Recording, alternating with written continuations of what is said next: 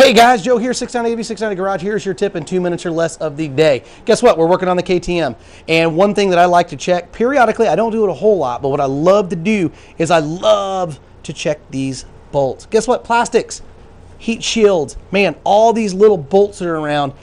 When you're on these dual sports, guess what? They get loose because they vibrate. So what I like to do, and some guys will say, oh, you're crazy, you shouldn't do that. 690, why would you do that? Because you can strip a bolt out. Guess what? I'm not saying you need to use 10 gallons of it.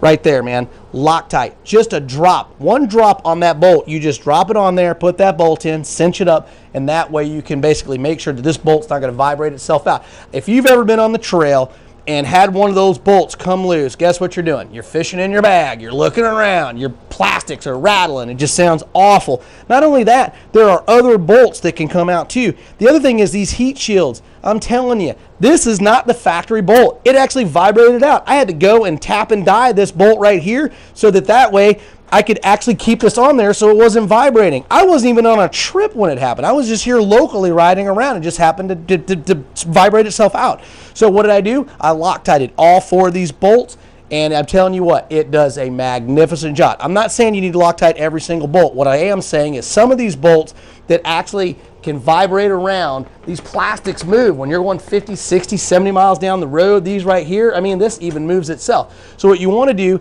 is just pay attention to them, check them periodically, either use a Torx bit, these are KTM, so they're Torx bit, or you can use the Allen wrench or whatever. Just keep one in your bag, and whenever you're done, just basically check them. You don't have to do it every day. Just check them every so often so that way they don't vibrate out, and then you're not going to sit there and you're looking at it and go, oh, I got a bolt missing. So anyway, my name's Joe, 690 690 Garage. Here's your tip in 2 minutes or less. Have a great day.